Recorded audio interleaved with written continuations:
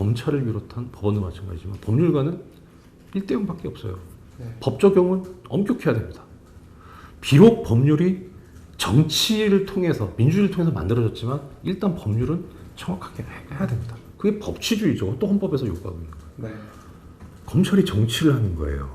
이거는 왜 국정원 뭐 그 저 여자 방금 의혹 그거 같이 나갑니까? 그 설령 수사가 비슷한 시기에 끝나서 결론을 비슷한 시기에 우연히 낼 수도 있어요. 그래도 피해야죠. 오해를 살 충분히 있는데. 근데 오히려 이렇게 낸다면 이건 작심하고 했구나. 검찰이 정치를 하는구나.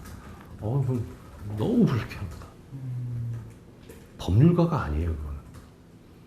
정치가가 정치를 하지 않고 법률가가 법률 집행을 안 해요.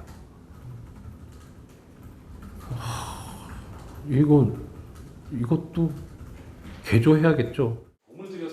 이정열 전 판사가 오늘 오마이뉴스와 한 인터뷰에서 2007년 남북 정상회담 회의록 유출 의혹 사건과 관련해 김무성 새누리당 의원 등을 무혐의 처분한 검찰이 엄격한 법 적용을 하지 않고 정치적 판단을 했다고 비판하며 특검 도입을 주장했습니다. 특별검사를 맡으신 분들이 저보다 시험이 상당히 위에요. 그러니까 제 시험, 사법시험 이 기수를 보면 특검보 정도는 뭐 이렇게. 이 전 판사는 검찰이 국정원 여직원 감금 의혹 사건에 대해 새정치민주연합 의원 4명을 약식 기소 처분한 것도 지적하며 감금이 아니었다고 강조했습니다. 감금 무슨 감금입니까? 그게? 자기가 안에서 걸어 잠궜는데 이해가 왜? 오히려 이쪽도 일부 기소했고 이쪽도 일부 기소했으니까 우리는 공평하고 했고 형평을 맞췄다 이런 논리를 들이대려고 했던 것 같은 느낌이 들더라고요. 지난 2011년 판사 재직 시절 자신의 페이스북에 이명박 대통령 비판 패러디물을 올려 논란을 일으켰던 이 전 판사는 국민 인권 권리 보장 부분만 놓고 보면 박근혜 정부가 이명박 정부보다 더 후퇴했다고 주장했습니다. 정말 보호할 거면 일정한 간격을 두고 이렇게 쭉 분리만 시켜주면 돼요. 애워싸더라고요. 네. 이건 감금이에요. 야간에 폭력행위를 하고 있어요. 집단으로. 공권력이라는 그런 이유로. 그럼 민주국가가 아니에요. 예. 아니, 그런 사고방식을 가지고 있는 어떻게 나라를 이끕니까? 어떻게 백성과 국민을 위해서 존재한다고 할 수 있어요?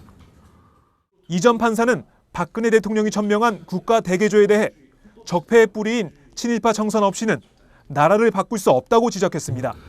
열매나 가지를 치면 그 부분은 해결이 될 수 있어요. 근데 뿌리를 치지 않으면 결국은 또 그럴 겁니다.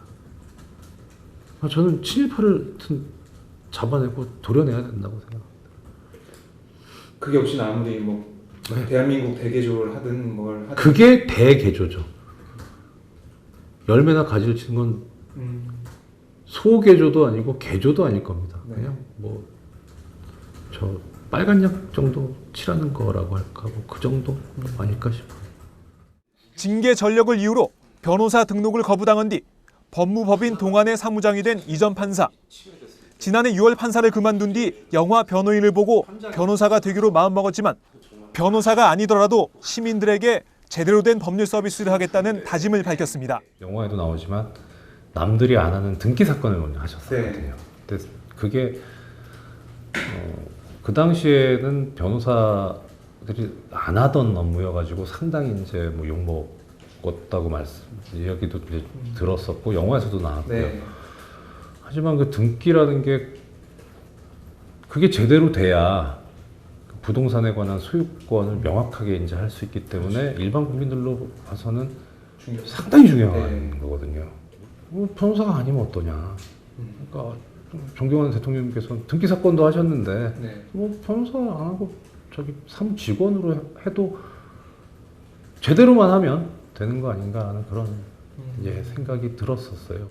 변호사 등록 거부에 대해 법적 판단을 받겠다는 이 전 판사는 법무법인 사무장으로서 올바른 활동을 펼치겠다고 밝혔고 일각에서 제기된 변호사 등록 거부 제도 무력화 우려에 대해서는 사무직원에게 업무를 떠넘겨온 구태 변호사들의 주장이라고 일축했습니다. 어차피 법률 지식을 가지고 활동을 할 거면 변호사가 됐든 사무장이 됐든 그거는 그냥 포장지의 문제일 뿐이지 뭐 안에 들어있는 내용물은 뭐 이거든 저거든 큰 문제 달라질 건 없을 거고요. 그러니까 제가 예상했던 것보다 더 낮춰야 된다는 생각이 들더라고요. 그러니까 어떻게 보면은 변호사님들이 사건 내용을 제대로 파악하지 못한 상태에서 직원들이 써준 문서를 가지고 그냥 법정에만 출석하는. 그러니까 그런 관행이 계속 그런 관행 속에서 살았던 변호사님들은 그렇게 주장할 여지가 상당히 많습니다. 근데 그런 관행은 잘못된 거죠.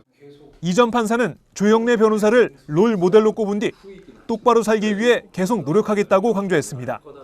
똑바로 살아야 한다고 알고는 있는데 아는 것에만 그쳐서는 안 된다고 생각을 했고요.